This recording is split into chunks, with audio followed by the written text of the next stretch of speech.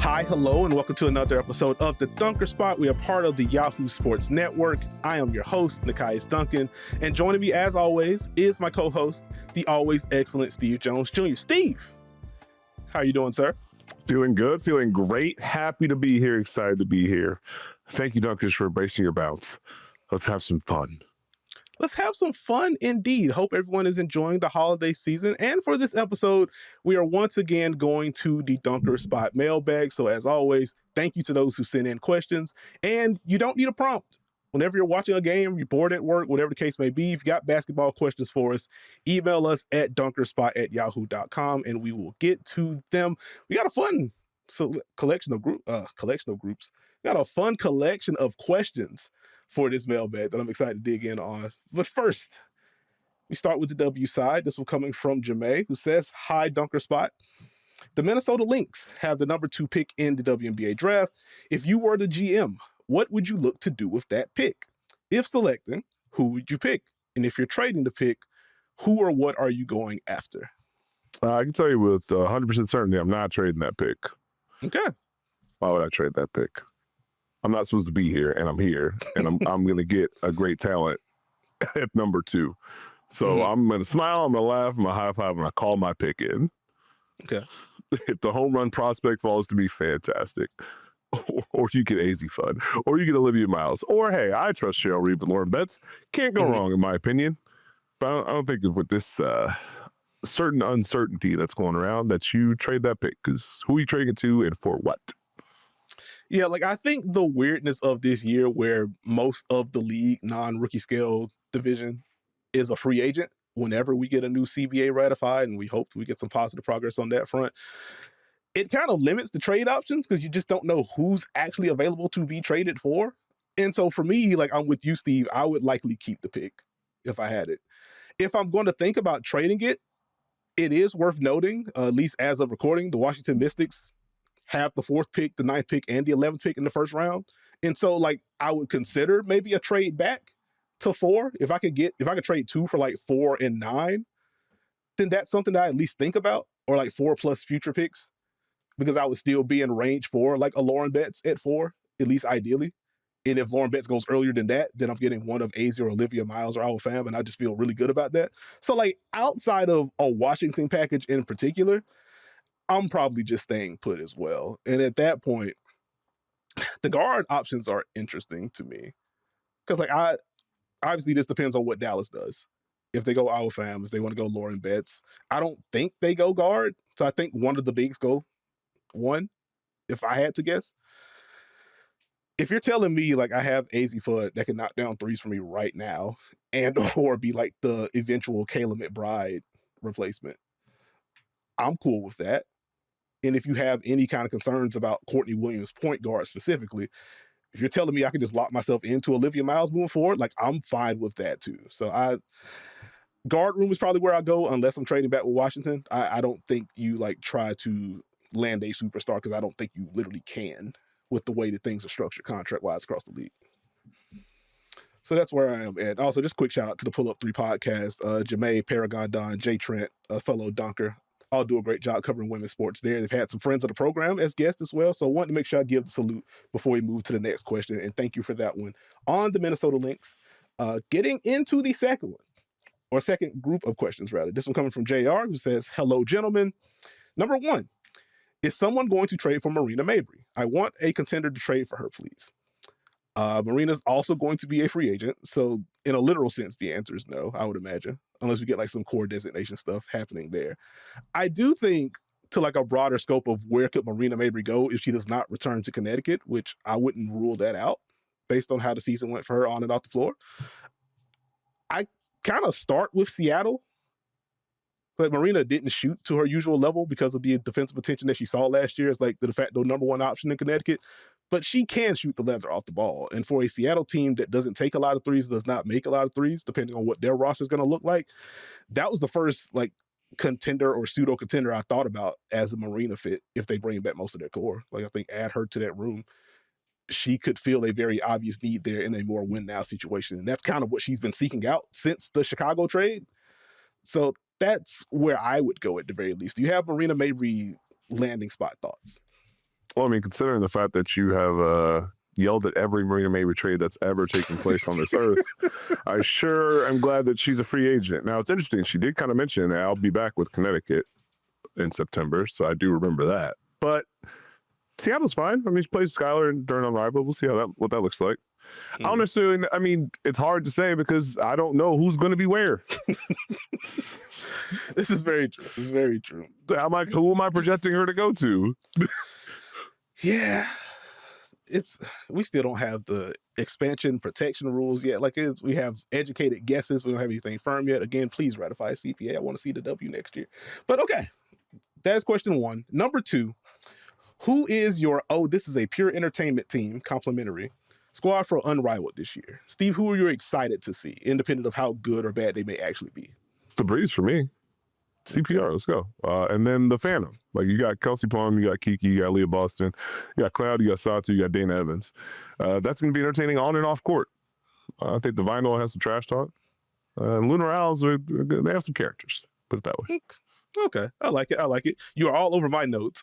Breeze BC is exactly where I went first. Like, that is just a lot of youth. Also, shout out workout video with Paige and Dominique Malonga, and Paige just throwing easy lobs to Dom. And it was like, oh, that's kind of spooky. I hope we get a Duncan Unrivaled, or a few. We'll see what happens on that front. But a lot of youth, a lot of fun personalities on that group. I also had the Phantom. In my notes here is the team that should just be a joy to both watch, but also they have a lot of characters. Get well soon, Satu, who I think is not going to be participating as she's still recovering from the concussion suffered during the finals. So hopefully she's just okay, first and foremost. But even then, like, there's a lot of funny players on that roster. And the play style should be, they're going to be dogs. They're going to live in the paint. They're going to be annoying to whoever they face. So I like that answer as well. The next one going to come from Riyadh, who says, "What's up, Dunker Spot crew? In my estimation, at least 4 of the top 5 players in the W for a while now have played the power forward position. That's Asia Wilson, Nafisa Collier, Brianna Stewart, and Alyssa Thomas for clarification. We always hear about point guard being the deepest spot in the NBA, but in your opinion, which position has been the most top-heavy at a given time? Feel free to pull from either the W or the NBA. Always happy to hoop it up with y'all." I have a soft spot for power forwards during like the late 90s, early 2000s. Guard play during the 80s. Bigs pre-1975. It's probably where I go. What say you? Okay. I think for me, like, I was kind of torn thinking about all these different position groups across both leagues. Like, I agree, power forwards certainly, like, that is the top heavy group in the W right now. On the NBA side, it's kind of interesting because I was trying to figure out where do I want the cutoffs to be. I think with center in the NBA, like right now, you have Jokic, you have Wemby, you have Şengün, but like Şengün's probably like a half tier below Wemby or a tier below Wemby, and like who's all in the Şengün tier at that point, and like how am I kind of splitting that up? And then I was in a headlock thinking about small forwards and power forwards because I don't know who plays the 3 and who plays the 4 or how you would designate that at this point. Like LeBron's more 4 now, Jalen Williams probably more 4 than 3, but then OKC's starting double big, so it kind of moves him to the 3, so that part gets interesting. Like there's the Jason Tatum of it all, who's probably a natural 3, but he plays more 4 since he's been in Boston. And so like I kind of landed on small forward kind of by default, just because it feels like so much of the high-end talent there is kind of sparse, it kind of split between the 3 and the 4. So depending on how you split that, it gets top heavy pretty quickly, but it is still a deep class. So I'd say most top heavy is probably small forward. Shooting guard is probably right behind that in the NBA. On the W side, that's probably, I was between the guard spots on the W. I think the baseline level of play for either of those positions is so high, especially the point guard spot in the W at this point. That's interesting. Got some disagreement there. What would you say is the most top heavy position? I guess mention power forward, but I guess aside from that, where would you go? I wouldn't go point guard. Okay. Probably go power forward still. Okay. Maybe the 2s. The 2s are fair. Especially if you're getting into like some of the combo guard conversation, stuff like that, who's playing both. I don't mind that. But all right, we move to Dennis, who says, Hi, Nekias and Steve. Hope you are both doing well. Thank you so much for the continuously great analysis, expressions of enjoyment of the game, and the community you have fostered. I have deeply appreciated the playback watch parties, RIP, being able to enjoy the game amongst amazing people while learning and understanding the range of nuances that make the game the way it is has been a lovely experience, and I know the end of playback won't stop that. My question stems from watching the NBA Cup quarterfinals between the Spurs and the Lakers. Early in that game, the Lakers seemed to be having fun with the Spurs playing drop coverage with Luke Cornett, and Stan Van Gundy's analysis that the Spurs should look to bring Cornett up to the level or switch made a lot of sense, especially against the great pick and roll operators that the Lakers had. Despite that adjustment being understandable if made, the Spurs stuck to their defensive philosophy and won the game. This brings me to my question. For teams and coaches, how much has to happen offensively and or defensively for adjustments to be made, especially early in a game? And how does the thinking change depending on the different contexts, i.e. the team that we're playing, the players that we're facing, it being a regular season game versus a postseason game, etc.? Well, this is a fun one, so let's talk through it. Defensively, there are a lot of fun things to talk through, right? The nuances of coverages, but let's be honest, there's not an unlimited amount of schemes. You are eventually spinning the wheel to a degree. Because of that, because of your choice on how you want to defend something or your opponent, as a defense, you are always picking a poison. So I start here because that's the most important thing. What is the thing that we can live with as a defense? What can we potentially control? If this is what we give up, this is what we give up, and we deal with that until we can't. This is what we're doing on defensively. Everyone's on the same page. I think the tough part about making an adjustment very quick or early in the game is you might take away the one thing that is hurting you. So let's say it's Luka and drop or whatever the coverage is. You may now be opening up other things that hurt you.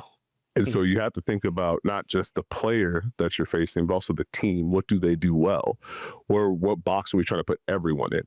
If we have to live with a superstar or a great player making plays, but that takes away a lot of what a team does overall, okay, instead of dealing with a wave of offense, this is this specific thing. We can navigate that in 48 minutes. I mean, let's pick a big, like, let's just say like Cat, right? Let's say you start a game and you say, okay, we're going to switch at the 5, Cat. We're going to switch. We're going to stay at home. We're going to show early help. We know where the rotations are. We're going to contain, contest. We're going to try and bog them down. Fantastic. Got our game plan locked in. We're good. Teams have counters for switching. So let's say it doesn't go well. Gets beat off for one drive. Overhelp kick. Now they're going stat pick and roll, or we're slipping, or bringing someone else in the action. So that's a matchup you don't like. All right, we don't want to switch anymore. You make that decision early, right? Yeah. Now let's say, Cat, you're near the level of that screen. You're next to the screener. You're going to be up, try and take away the corner from the ball handler. Now guess what opens up? The roll or the pop. And now you're in rotation. And if you've gotten dinged on both of those things early in the game, now you're trying to figure out which one are we taking away? You didn't pick a poison. Everything's on the table. And now you have an offensive team in a rhythm, and that's what you want to avoid. So it's a delicate balance, right? So if we bring it back to the example at hand, bringing it back to Luka, right? What type of shots is he making against our drop right now? What type of passes are available or are being made? If this is a scenario, we are active on ball, we're navigating, we're able to recover, we're close, and he's just hitting fadeaways or floaters, okay, if that's the shot we gave up, probably want to lock in on that, make it a little bit tougher, but we can live with that. If it's pure pull-ups, okay, we might figure that out. We might have Luke Cornett just kind of get closer to the elbow and say, okay, let's take away that specific spot on the court. That's going to be a late switch. Let's just try and throw something off, but let's stick with our thought process. As a coaching staff, you're thinking, okay, is this just one player that's hurting us? Is this working against everyone else? So if it's Luka that's dinging us, I think it's 10, 12 in a quarter, which he does all the time in the first quarter. But Austin Reeves isn't having a great time. That's not the end of the world for us, is it? If DeAndre Ayton isn't really getting loose on the short roll or making us pay or making us rotate when he does catch, this isn't the end of the world. If we're out of rotation, we're taking away skip passes for threes or drives once the ball is sprayed out, are we in a good spot overall? Yeah. Luka's just kind of cooking. Not great. Need to make it harder on him, but great player, does great things. Overall, I feel good about our defense. Gets trickier in the fourth quarter. A lot of these defenses you live with until you can't. And we rarely talk about how the shot you're willing to give up hurts, and now you have to consider what to do in a big moment. Drop coverage, you know exactly what shots are open. Not fun to deal with in a fourth quarter. You know exactly what players can do when they want to attack one-on-one in fourth quarters. Not ideal. And so the overall point back to the question is, offensively, I have to do enough things well to get you to blink. And if I do that, that's a win for me. I can now put the rest of what I want to do offensively on the table on top of having success with whatever you were trying to take away. Defensively, I'm still always trying to take something away, get you into a box and force you to operate there. Try and dictate something where I know I'm taking something away and this is a shot you have. It's a back and forth all the time. And so that's where it's like, how much has to happen offensively? A whole lot of shot making, or you got to feel like it's not sustainable. And even that counter, right? It might not be changing the scheme. It might be a lineup change, guys. It might be a couple possessions of zone. It might be that late switch. It might be getting closer to the level of that screen and dropping back and saying, okay, well, let's just give you a different look for 2 seconds. But even then, it's today's NBA, man. It's tough. Offenses still present a different problem. The Knicks played the Heat. Jalen Brunson scored, 47 points. Losing his mind within the flow of the Knicks offense. Attacking, moving defenses. Fourth quarter, hey, Norm Powell, come here. It's not a big. Okay, so we got to switch. What do we want to do with that? We want to switch and double? Okay. let's get you in rotation and get a shot we want. Okay, we can't do that. Let's switch and show help. Okay, let's get me off the ball real quick and then we'll swing and find a 3. You're always kind of measuring and trying to poke at something, but offenses are always working to just try and expose you once you make that decision. I like that. Good stuff from Steve. I think this is one of my, I love the question, but 2, this is also like one of my favorite questions to ask coaches. And like, it's something I've gotten to ask Becky Hammond about, Noel Quinn about, a few other W coaches. Like, aside from the actual adjustment itself, whether that is, to your point, Steve, okay, we're going to go zone for a few possessions, or we're going to flip who we have guarding said star. We're going to flip, if we weren't doubling early in the game, we're now going to double. If we were doubling, we're not going to do it anymore. Where we're sending the double teams, etc. It's like, how do you balance want to establish that base and living with something versus this is not working? We have to do something differently. And it either works or it doesn't. But I just love trying to get into that dichotomy. And like, talking to Becky in particular, like, she has always said, at the very least, like, no, I don't mind scrapping things early. And there have been a few games where we are playing against a star guard. We're going to try to put 2 on the ball. Let's try to be disruptive. Plays are made. Okay, let's not do that anymore. Let's just force these pick and rolls down the sideline, or let's switch a little bit more. But it's like, within the first quarter, we have come out with this. It did not work. Let's get back to this, and we're just going to live from here. Like, we saw that in a few of the Fever games last season in particular, for an example. And so, like, I feel like the boring answer is that it varies by coach.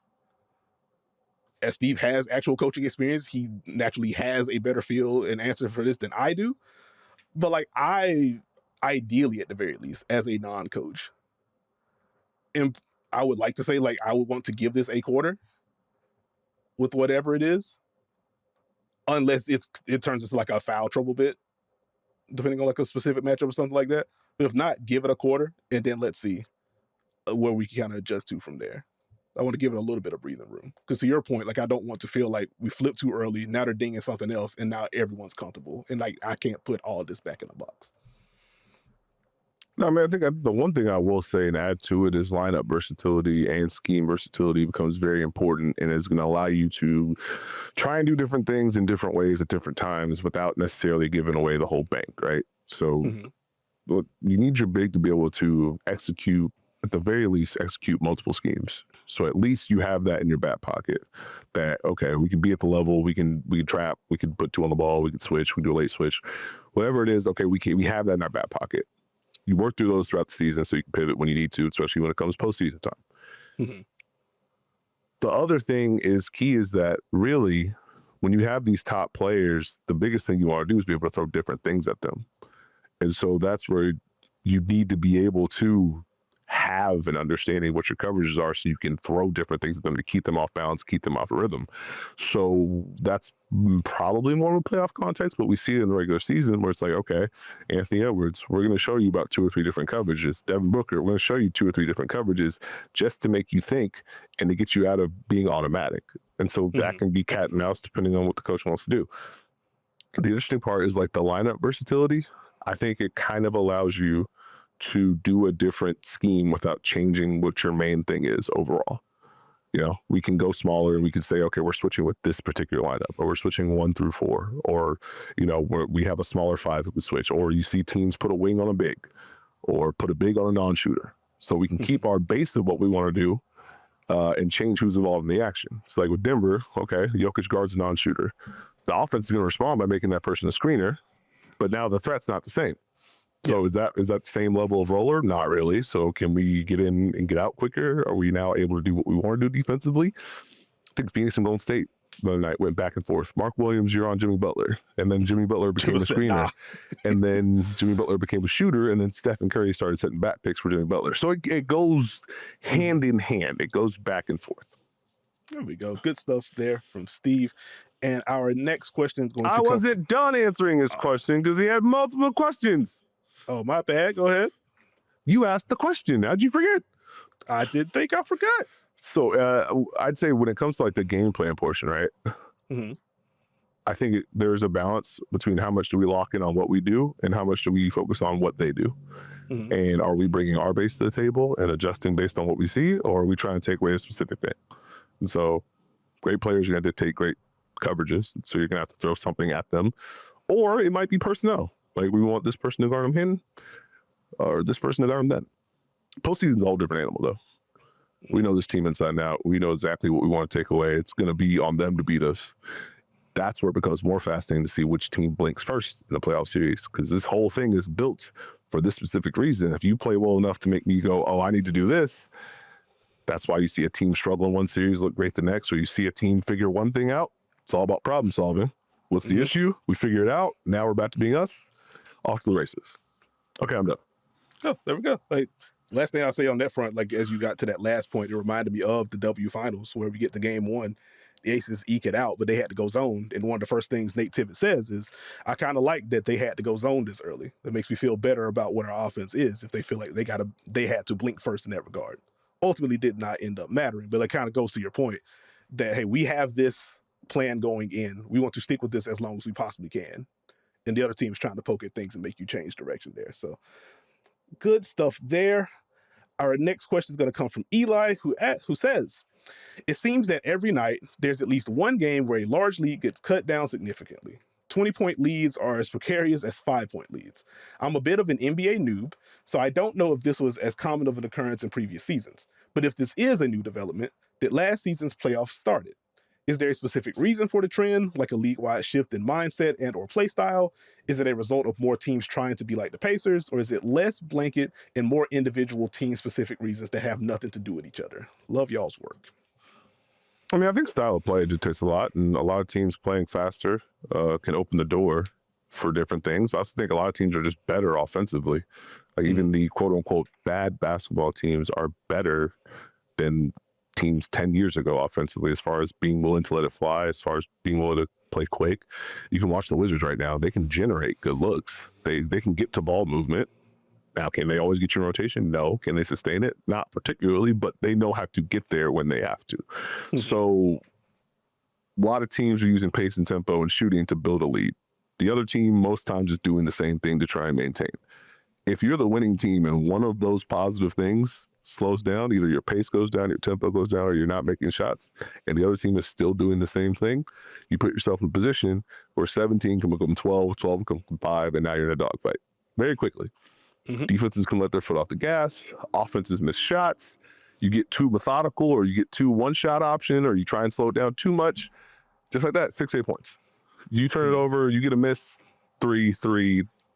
Before you blink, you're in a different game. And so I just think it's overall the whole league playing a different style and a willingness to shoot threes, and both sides playing well. Like I think Miami has gotten themselves in trouble to a degree during this stretch because their offense is based on playing quick, getting it up quick, getting into different things. Okay, you start making shots. You're playing Orlando's and New York's and Boston, we do that too. We want to run a little bit more. Okay, now we've answered with some quick buckets. Now what are you gonna do? So I think that's where it gets interesting. You gotta.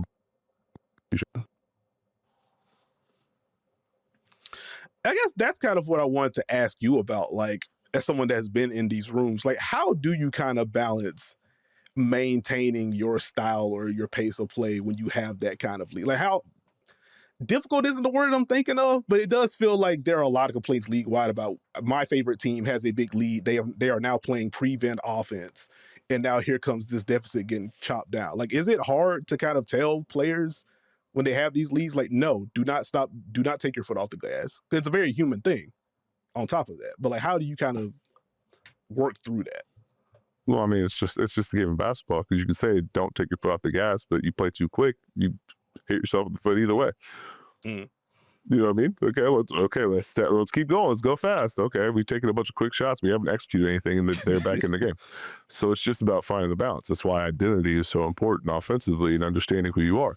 Take a look at Houston. Everyone wants to yell at Houston for who they lost to. Pay attention to what's happening in these games. Houston is already a slow team. They become even slower in these moments where they're trying to make sure they get a good shot. The problem with that is that limits you to one option or bust. And so you would like to avoid those unless you got someone cooking. You know, if you have the Anthony Edwards, the Cades, the Jalen Brunsons, we've seen great players be able to get whatever shot they want. And really, sometimes these scenarios only need is one or two to fall to get momentum back. And then you get back to what you do. But I think it just ties into who are we. If we're a naturally slower team, okay, we just need to execute our offense. We need to actually run something to get something moving. If we're a team that is relying on being quick, okay, who has the ball? Where are they at? Are we flowing? Are we keeping pressure on the defense? Are we taking the first possible shot because we feel like we need to get one up? That's kind of the balancing act. So it depends on who you are as a team. Okay, understood. I think you pretty much nailed all the major notes there. I was going to base this around just the rise of the three-point shot in general and the kind of variance that opens up. In basketball games like this, you get on a hot streak or a cold streak, as you mentioned already, it's a lot easier for those loos to either balloon or get cut short. And so don't want to hang there too long. Did you have numbers? No, not for this one. I was looking because I know there have been a whole lot of stuff that are flashed through like broadcasts and stuff. I was like, is there a site that I can like actually track what it's looking like? I have like the overall like 3-point rates and stuff, like how that's risen. But in terms of deficits, how quickly to get cut down, or like how many 20-point leads are safe like that, I had trouble finding that to have that specifically for this one. But I think the three ball is going to be, or it has been, a pretty big reason to why these kind of comebacks and things exist. And we hope you come back after we take this quick break. We have a few more questions to dig into. Stay tuned. The smartest NBA coverage is live on YouTube 5 days a week. Watch the Dunker Spot featuring Nekias, Duncan, and myself, delivering elite X's and O's, some of the best film breakdowns you could find in the universe. Kevin O'Connor, deep analysis, sharp hoops conversations, and every week Tom Haberstroh and Dan Devine will break down the stats to define the league on the big number. Plus, fast daily NBA updates and trends from Dan Titus to keep you ahead of the timeline. If you love basketball, welcome home. And we are back with this mailbag episode of the Dunker Spot. Our next question going to come from Miles, who says, when everyone minus Fred VanVleet is healthy, who are the 5 guys you'd want on the floor for the Houston Rockets to close a tight playoff game? You have 2 options you need to work through. One that I think you need to start just throwing it out there and seeing what the good and the bad is, and the other that in a playoff setting you may want to go to because of defense. It's Reed Shepherd, Amen, KD, Jabari Smith, and Alperen Sengun. I think you need to work towards understanding what that is and what it isn't. I think in a playoff series, I would probably put Tari Eason, Amen Thompson, Kevin Durant, Jabari, and Sengun. But I would ask Tari Eason very politely to not overhelp off the corner when we are winning by 2 points. Yeah, like, actually, I'll ask you right there, because like that play was also top of mind for me. Did you feel like that was an overhelp? Did you feel like, oh, he thinks the shot is going up, let me see if I can get hands on someone type B? Like, what did you think his read was? It was incorrect because it gave up the 3. But like, what do you think he was thinking in that moment? Yes, I think it was an overhelp. I'm fairly certain he either thought there's going to be a commitment from the block or that DeMar was going to shoot it. And so he magnet pulled towards the rim, and it's like, no, you're winning. You just stay out there. And tough twos are okay. Tough twos are okay. Tough twos are okay. I know that one in particular had to get you, but it's like, yeah, Tari, that is like literally the one shot that we cannot give up in this situation. But for me, it is Reed, Amen, Jabari, KD, and Sengun.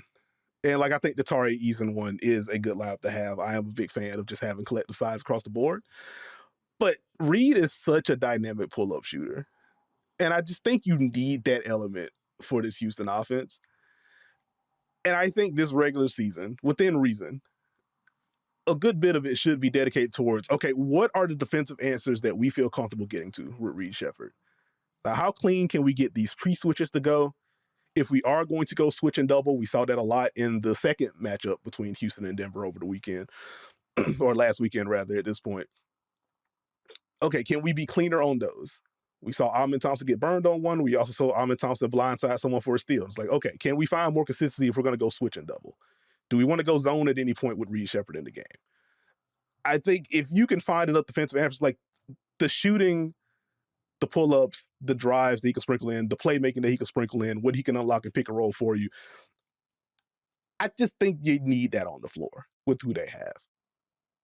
I think Kevin Durant, great tough shot maker. Alperen Sengun, especially with those, I'm going to nudge, I'm going to nudge, I'm going to nudge, I'm going to pivot, sprinkle in these push shots.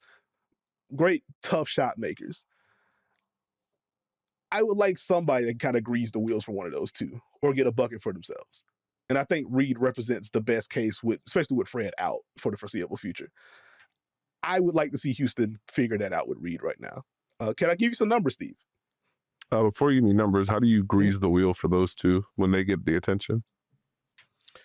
Okay, more so like you were going to see, like with KD, the off-ball physicality and stuff like that, the switches that KD may see, even some of the switches you may see with Alperen Sengun when those two are used in action together. Like I think with Reed, it's a tougher deal for teams to be like, yeah, we'll switch this too, because you're generally going to have someone smaller on Reed. So if you're using him in pick and roll or you're using Reed as a screener for one of those two guys, I think that poses tougher decisions for defenses. I mean, I think they probably just let him live, considering we're doubling Kevin Durant. We're rotating to Sengun on the short roll. And if you throw it back to KD, we're doubling again. But I understand. What are your numbers? I feel you. I was going to have on the line up front, as of recording, with the quartet of Amin, Jabari, KD, and Sengun on the floor, it's nearly a +5 in over 400 minutes together so far. With Josh Okogie, who has been the starter, he's closed out a lot of games for Houston, especially as of late. It's a +31 in 214 minutes with Josh Okogie as the fifth. With Reed Shepherd as the fifth, a +33 in 82 minutes. Again, smaller sample, plus by slightly higher right now. Again, I just want more of a sample with this. Like let's get some Reed Shepherd answers. Like he just stands as one of the most important players that they have for their short term and long term. So like I would want to get answers. And if you ultimately find, okay, actually the defense is just kind of untenable. Like we actually just cannot do this. And he isn't making enough shots for it to be worth it. Once we get into the playoffs, all right, then cool. We can shift to Tari. We go back to Josh Okogie. If you want to go double big without Prince Sengun and Steven Adams, that runs you into like some free throw stuff, depending on when you have them in. But I would use the regular season to figure out what the Reed thing is and then pivot bigger if we have to. That's where I land.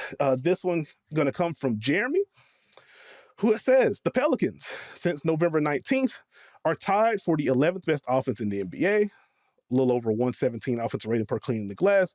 When you two watch the film, do you see any sustainability in their new offense that has the philosophy of relentlessly attacking the basket? Nearly 47% of the shots coming from 4 feet and in, and it's a 41% rim rate in the half court, while cutting down the three ball. It's about a 28% three-point rate. This question coming from December 21st for reference, so those numbers may be a little bit different by the time you hear this one. But, Steve, what is the film saying to you about the New Orleans Pelicans offense and its sustainability style-wise? Well, we were both asked, but I think there is sustainability. I think you have a combination of elements, like playing through Derek Queen certainly helps. And his passing ability allows you to open up more movement off ball, so you can have screening actions on both sides. You can get dribble handoffs to get downhill. I think if nothing has been there for the Pelicans, instead of holding the ball and waiting for a screen, like it's not like pick and roll is gone, but we're going to drive the basketball, or we're going to get to drive and kick, or we're going to get to drive and finish. And so opening a side for Trey Murphy to attack instead of him just being off staggers or off handoff is fun. Herb Jones allow him an opportunity to get downhill and just be involved. I think that's one thing that more teams have done this season is let's take our non-shooter or non-threat and put the ball in their hands, and let's see how you help or how you assist and what that opens up. And so, okay, can we test your ability to stay true to your base, and can we find a way to either get a bucket for him or get a bucket for someone else? You know, Jeremiah Fears is going to get downhill relentlessly.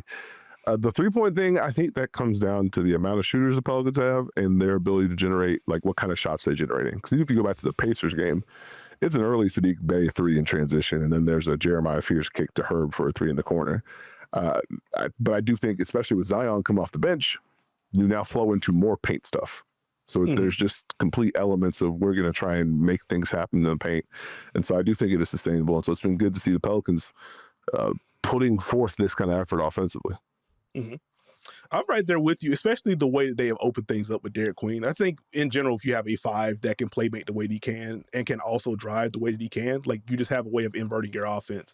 And like, I don't think teams are going to take that away, especially with the lineups they can toss in. Like, I have personally enjoyed the Derek Queen plus Zion minutes so far.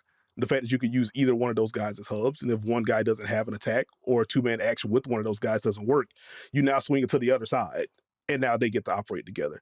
And so that combined with the overall, I guess, further emphasis of pace is the way that I would frame it, because they weren't a slow team under Willie Green. They were around top 10 and how quickly they got across half court in terms of average possession length, how quickly they got into their first action, around the top 10 in those areas. They are playing noticeably faster since Willie Green has been let go. And so that plus leaning just more into the youth, Jeremiah Fears, like he hasn't been as bothered by full court pressure as you would think a young guard would be. And the way he's able to shift pace in the half court as well kind of sticks out. So he should still be able to get to the rim when necessary. And because you are reintroducing like the Zion into this offense, whether he's coming off the bench or just when he's on the floor, like I don't know how comfortable teams are going to be saying, we don't really trust the shooters, let's just switch everything and see what happens. Because they have drivers in the front court that kind of mash smaller guys. Zion in particular. Derek Queen does not mind driving against smaller players. And if you get a bigger player at space, switched out onto Jeremiah Fears, like you're probably not going to stay in front of him for too long without showing extreme help. And I do think with Trey Murphy in particular, like him and Saddiq Bey, they're good shooters and they're very good at moving off the ball on top of that. And there is an emphasis of we're going to cut, we're going to relocate as well. So I don't feel like there's anything unsustainable about what they're trying to get to offensively. Like I would like to see the 3-point rate perk up, but to your point, Steve, the personnel is just kind of what it is right now. And so like I think I have more of kind of like a smaller view, like how many threes will Derek Queen take since he's going to be above the break with so many of these things anyway. Like if teams give him space because they're expecting some kind of handoff, like how many of those is he's going to fire above the break? But I don't know if that's going to be enough to shift this 3-point rate from like 28% to like 35 or something like that. There's probably room for more, but the pace plus emphasis of driving the basketball based on who they have, that should be consistent. So I like that one. Did you have any other Pelicans thoughts before we move? No. Okay. All right. Next 2 are going to come from Andrew, who says, obviously, Portland has been limited lately, largely due to injuries, but oftentimes I find myself watching an offense that has little flow or intentional movement, especially late in games. Having a true point guard on the court would surely help get things structured, but without one, we end up seeing a lot of Denny and Shade and iso ball and a whole lot of stagnant guys around whichever one of them has the ball. It has me thinking a bit about how I would restructure things offensively to get more movement. Shaden excels when catching the ball on the move, and not many players are better at getting downhill than Denny. 2 questions. 1, how can the Blazers maximize the offense with their current personnel to execute better late game situations? And 2, how would you evaluate the job Tiago Splitter has done through his first roughly 20 games as an NBA head coach? What is he doing well, and what would you like to see improve? Well, I think one thing for Portland is it's key for them to get stops. They can get out in transition and they can flow and take some of the quicker shots they would like to, or at least get into something earlier and easier. I think with this current group, I mean, you just miss Drew Holiday a lot. And so I don't necessarily, if you're watching the Blazers, if I'm an opposing defense, why would I not switch everything? And so you want to get the handoffs for either of those players. That's going to be a switch. And that kind of dings your off-ball movement a little bit because, okay, are we getting something out of this, or is the defense just switching? And so I think what you have is the element in the moments where Portland gets a stop and they run, either make or miss, or they get scored on, and now it feels like it takes 10 seconds to get into something. And so I feel like there's not that much in between, right? Like you go back to even the Sacramento game they just played. It was like stop, run, stop, run, stop, run. And then 4 minutes into the game, they haven't really run a set because they haven't had to. But in those fourth quarters, you have to. And so you know where the ball is going to be in the fourth quarter for Portland. So for them, it's just kind of staying consistent. I think probably getting into a second action and continuing to play off of it. And so I think one of the sets I know they've run is like a pin down for Shaden Sharp, and then you use Clingy on the wing to kind of be a flare if Shaden doesn't get the ball. And so you can do stuff like that. But eventually, like, you have to win drives to get teams in rotation, and you have to make shots to make them pay. And this is a team that takes a lot of quick shots. So I don't know if you're going to always get the balance of execution, especially as teams want to switch this particular unit. Yeah, and I think just the bounce off of that, and honestly, the kind of bounce off of the Pelicans conversation we just had, like, this Portland group just does not have a lot of shooting on the roster. So even some of the off-ball stuff they get to, even to the non-Shaden division, it's just like, why would I care about this? Even if we don't switch, we can navigate it. You're trying to get downhill in some capacity. We're just going to flood the paint. And it doesn't matter. And like, even going to some of the late game stuff with Portland, they try to get into some of the mismatch hunting with Denny Avdia, or they'll do so with Shaden Sharp. We'll feed you a matchup. And from there, it's just like, well, yeah, we're just showing bodies. Like, if you would like to kick the ball out to Chris Murray, who can knock down shots, but again, he is at the level where NBA defenses are like, we have to run him off the line or else we're going to die. It's not that level yet. Toumani Camara, who's had a hot three-point shooting stretch as of late, he's still not at the level where NBA defenses are like, oh no, we can't have this. And you get into some of the second unit guys, Caleb Love, CD Sissoko, et cetera. It's just like, well, we don't really, it's fine. I want to say, if it wasn't the second, I'm trying to remember which game it was, but like, it turned into a bunch of switch and double against Denny. And it was just like, well, this is kind of unfortunate because you technically have a 4-on-3, but we're just taking away all the rim stuff. We are funneling your passes to this specific player because we're not afraid of this. And so for Tiago Splitter, like, one, I think he's done a solid job, especially within the context of all these injuries they've had to deal with. But like, there are only so many buttons to press when NBA defenses don't respect the perimeter players that you have out there. And we can just kind of flood the paint against them. And so, like, I don't know how much I ding Tiago for that. That's just more, you are going to be guarded a certain way. You just have to make enough shots to where you make them pay. It's kind of where I'm at with the Portland offense. I guess quickly to the point guard point, especially with Denny handling as much as he is, like, it is worth keeping an eye on how he deals with full court pressure and how he deals with just two on the ball in general. Like, I think he's gotten better at it, but he's not natural, like, playmaking wing. Or get playmaking wing, but he's not like a point guard in the wing's body. Like, there is another level for him to get to as a ball handler, which I think reinforces in late in games. Okay, let's put two on Denny, or let's go switch and double against Denny. Let's see how he handles it. And also, because of who you have around him, we're okay. So I think that is where I land on that front. You mentioned the clinging things. This doesn't feel like a heavy, like, flat spacing group late in games. Like, if you want to alleviate some of the high help that they see on some of these drives when they go mismatch hunting, like, maybe that is something they can sprinkle in more late in games. But I do think it's largely going to be Shaden or Denny win your matchup late in games. Like, I don't think they're going to turn into a motion offense late. This next one going to come from Dez, who says, "Hey, Steve and Nekias, hello. I have a question about the Indiana Pacers. Coming into the season, I thought it would be interesting to watch the Pacers try and navigate a season without Tyrese Halliburton. Unfortunately, their season has been more weird than interesting. They've dealt with significant injuries, but they still haven't looked much better now that Andrew Nembhard and Benedict Mathurin are back in the rotation. Why have they continued to struggle, and do you think they can get anything out of this season?" I mean, I think it's just been an up and down year. I didn't get much from the bigs. The defense wasn't where it needed to be at the start. You get everyone hurt, unfortunately. You do get your defense in order, and you start winning some games, and then the cup break happens, and you are down by a whole bunch of points to the Wizards and the Pelicans within a week. And so for me, it's just been an odd mix where I don't know if they've been able to trust one thing that allows them to be themselves again. We've seen pace and tempo. We've seen them move the ball. We've seen defense be at a high level. And what happens when they get stops, can run. I think offensively in the half court, more teams were just like, okay, we're going to switch a whole lot of this.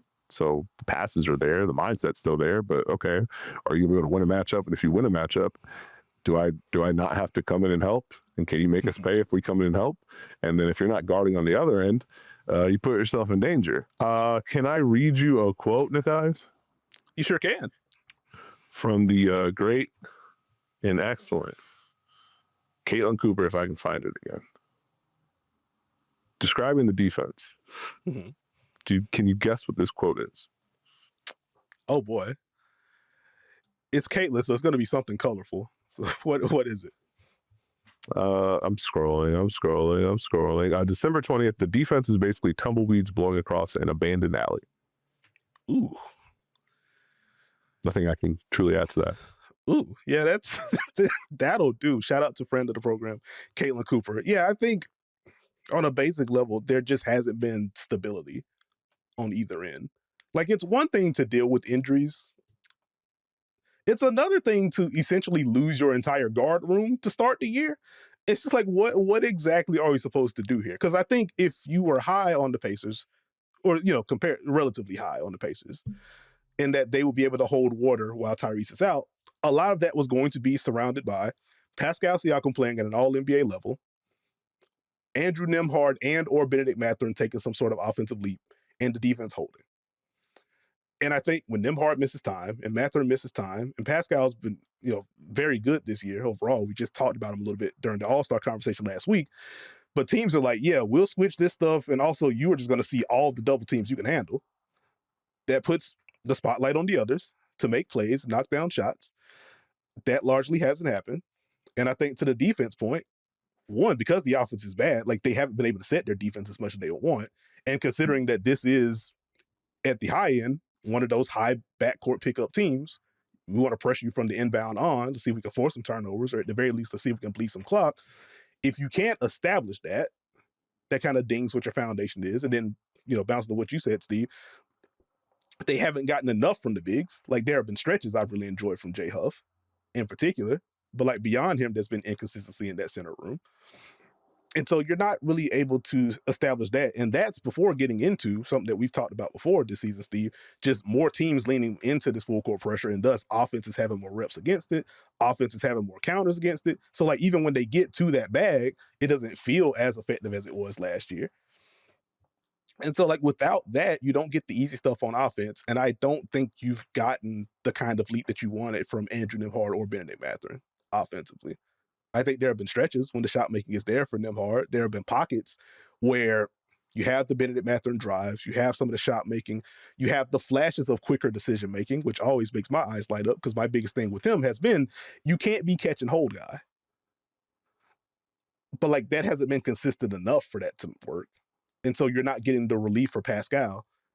And it just kind of snowballs together. I think to the overarching, what can you take from the season or what can you learn?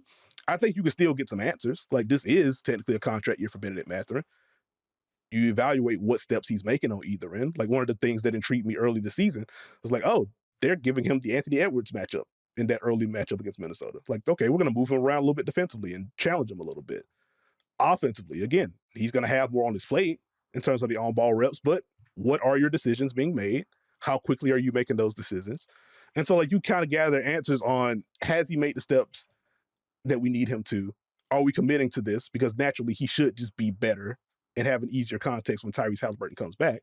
So like, you have those kind of answers with the J Huff swing. Like, okay, is this enough to commit to moving forward? Maybe not you are the center of the future or anything like that, but do we want you to be part of this rotation mix? And some of the younger guys that have gotten opportunities in this case, Jarris Walker, tracking him on both ends of the floor. Do we feel better about what he is, who he can guard, what his ideal offensive role is? So like, I think there are still things to evaluate, even if the overall season is the Pacers finish 13th or 14th or something like that. So that's where we go there. The next one going to come from Blue Sky. This is from Snacks on Snacks, which tremendous name. But we got 3, Steve. 1, Miami and Cleveland have the same-ish record as a recording, but Bam Adebayo gets all of the all-star nods over Evan Mobley despite similar stats. What gives? I actually want to pause there. Yeah, go ahead. Oh, no, I just wanted to get that one first before like reading the other two. Like, it has been interesting kind of listening to / having the conversations around both of them. Like, with Evan Mobley in particular, which get well soon as he's dealing with the calf strain, it does feel like his season has been more defined by the leap that he hasn't taken versus what he's actually done. And like, I think he's been good this year. Like the issue within the context of the Cavs is like they needed him to be great. And so like his good feels underwhelming because of that. More than like Mobley's been bad. That's kind of the general point I wanted to make there. Well, I mean, if you're a tiebreaker, everyone has different subjective tiebreakers. So if you feel better about the Bam season and they have the same record, why wouldn't you go Bam? You could argue Bam's had a better defensive year than Evan Mobley, and the Cavs haven't been very good. And Evan Mobley's been a portion of that. I can see how you could flip towards Bam. Mm-hmm. Like I would go Bam over Mobley because of the defense. But like I don't think it's unfair to note, like, I don't think Bam has been in a different tier than Evan Mobley this season. If we're just grading their individual years. Especially as, you know, it's funny that we get this question now, as at least as of recording, Bam was in the midst of one of the worst offensive stretches he's had this season. Which is, I think it's what, 12 points, 45% on twos, has not made a three. Free throw shooting is down, at least during this current stretch of play. We'll see if that perks up moving forward. It should. But yeah, I can certainly understand why, like, a Cavs fan or just in general is just like, well, why are we talking about this guy like he's up here and this other guy who's down here when they should probably be around the same range? Even if, again, I would say Bam has had a better season, but like I don't think it's been demonstrably so. So I can understand questioning like why that disparity kind of exists. Got it. But I think that's where it's at. And to Steve's point, like the fact that Cleveland has just not lived up to expectations. And to Mobley's portion of this, I think he's been very good defensively. I don't know if he's been quite Depoy level this year. And offensively, the drives have been fine. But again, like, they haven't bent defenses. And part of that is because of the players around him and teams are saying, actually, we're just trying to take drives off the board for you and Donovan Mitchell on top of this. So like your context is worse. And I don't think he has thrived within that. So again, it kind of just gives the feeling of it feels worse right now. And in some aspects it is. This is the lowest 2-point percentage he's had in his career so far. But yeah, it's an interesting one on that front. To the second question. Is there physical evidence of Jaden McDaniels navigating a screen without switching? Which, yes. The answer is yes. That is incredible shade towards Jaden McDaniels. I will say, to take the question more seriously, he is switching more than he did last year, and Minnesota overall is switching more than they did last season. And the question I want to pose to you, Steve, is like, has that mattered to you at all when evaluating Minnesota's defense this year, as they had the weird start to the year? They are firmly a top 10 defense right now. Like, has the switching like registered for you positively or negatively? As far as like blaming them for their defense struggling, or what do you mean? Like literally anything. Like, has that been like a note for you? Like, this feels like a little bit more than last year. I know you had the conversation like their defense has to hit a certain level to get to the peak, but like within that, has the switching been like a part of that for you at all? Not particularly. Okay. That is fair. But yeah, switch rate up about 5 percentage points from last year, both team wide and for Jaden McDaniels. So like that part is interesting. Like I imagine a good bit of that is Jaden plus like some of the second unit stuff. When you get to like Nas plus Julius Randle in the front court, they're naturally switching more in those lineups. But it is kind of interesting to me. And for the third question, what positions do you think are generally most or least valuable to throw a second round pick for a warm body 10th man? Aaron Holiday, Landry Shamet, Zach Collins, etc. Depends on your team. I mean, you shouldn't trade a second round pick with someone you can actually play. So I don't even necessarily think it, like, I don't know if there's one specific position that works. Like, you need a shooter, you get a shooter. You need a point guard, you get a point guard. You need a big, get a big. I feel you. Like, I think there's like the team specific what do we need portion of this. But this question did send me down a rabbit hole, Steve. How? Because I was like, like, who are the guys that have just been traded for seconds? Which took me to like the transaction log for like the last 3 years and seeing who's been moved for seconds. Like non-draft day trade division. End up splitting those guys, or notable names at the very least, into like different position groups to see like who's actually which group has gotten the most bang for its buck in this group.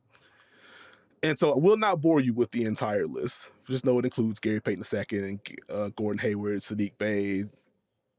We had the James Wiseman trade, Mason Plumlee. There are a few other names here.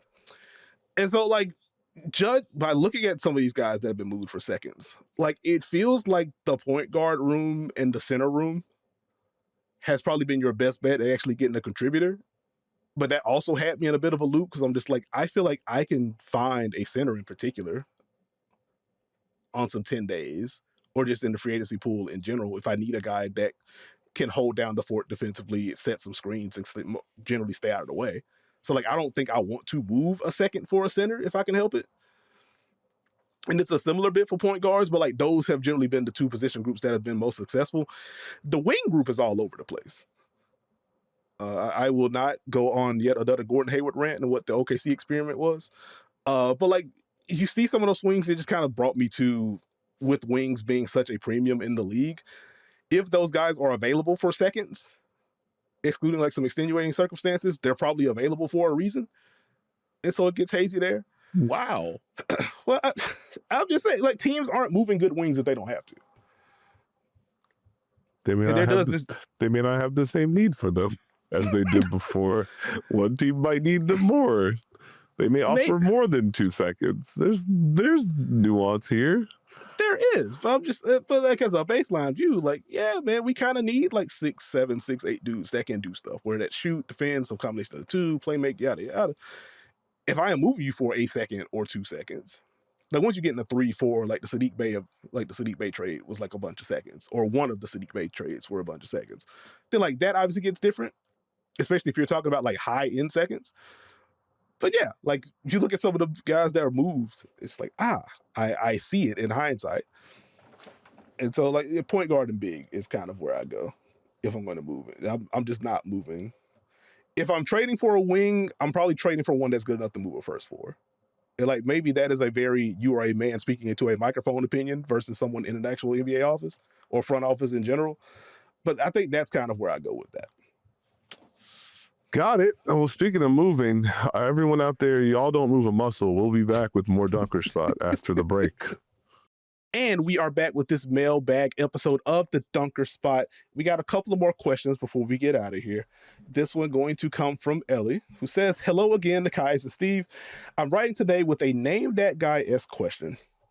I personally love reminiscing on random forgotten guy brand of sports stories, mostly because I find it really heartwarming that a guy who's worked his whole life for a professional sports career, but never got to be the main guy, still gets to be remembered for his impact.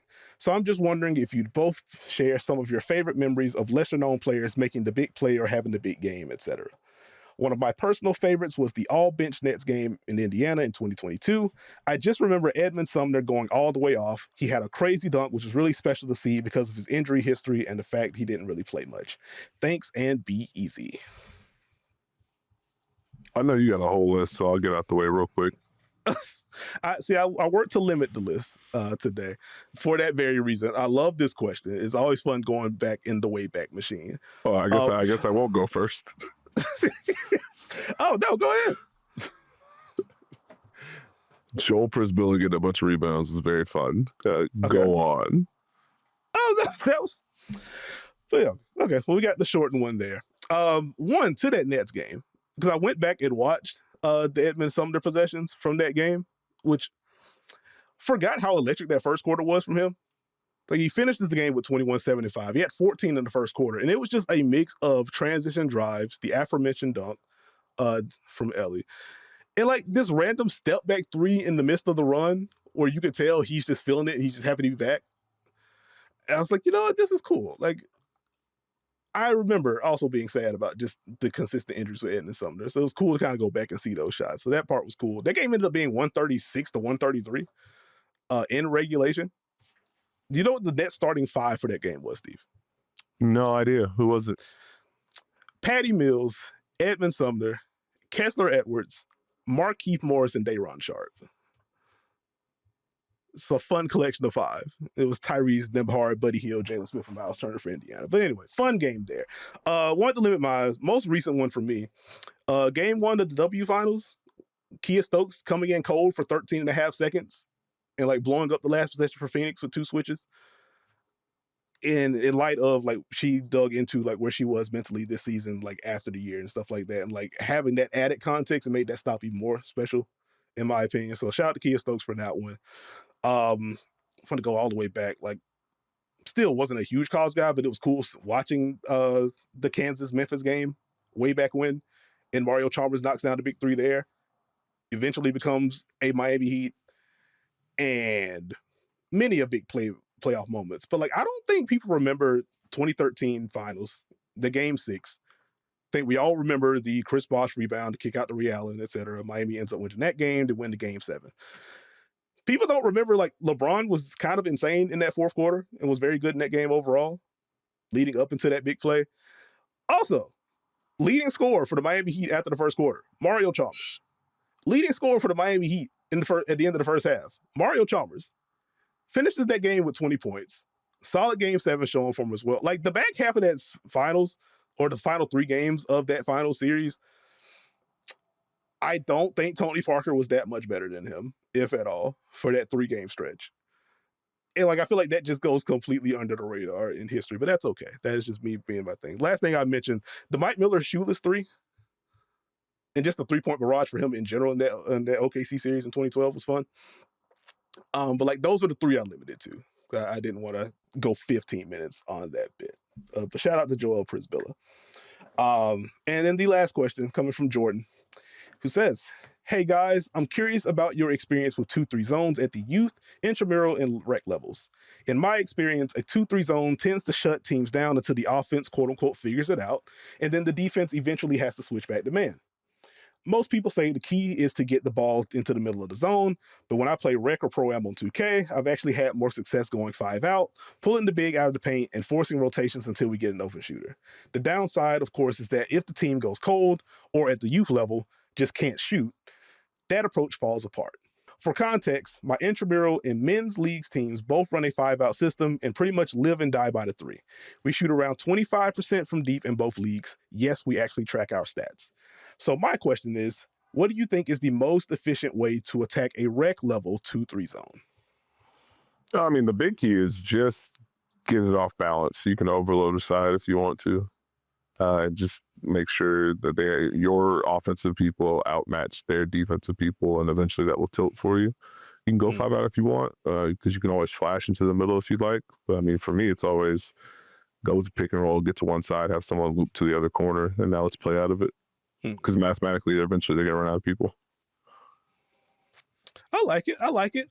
It's funny, like the 2K example was brought up, because like when I play, it is generally like a 5-out bit for us as well. And I'm always just like, ooh, we do have like good wings in particular that can score in the middle of the floor. Like, get somebody to the free throw line, just let them bully people with post spins and stuff. Like, we could do that too. We don't tap that button too much. But as far as my answer, like, I am generally a fan of get it to the middle. Let's get some cutting. It's like, I would probably lean there, especially if your 3-point shooting isn't up to stuff. And like, if it's 25% across both of those teams, you probably want to try to get some interior based stuff. Like, to Steve's point, can we overload something? Can we create some 2v1s? Can we win from there? Like, something that I'm becoming more partial to, like watching NBA games at the very least, is, hey, like, how about we dribble the ball up, middle of the floor or one side of the floor, and we're just going to set a flare on the top of the zone. And let's see what you do with it. Like, I was watching probably about a week and a half ago at this point, like the Heat Raptors game. There was a possession where I think Toronto's on offense. Like, okay, we screened the top of this. It's a 2v1. Norm Powell was kind of split in two between the guy at the wing in the corner. He overplays it. It's just a wide open corner 3. It's like, you know what?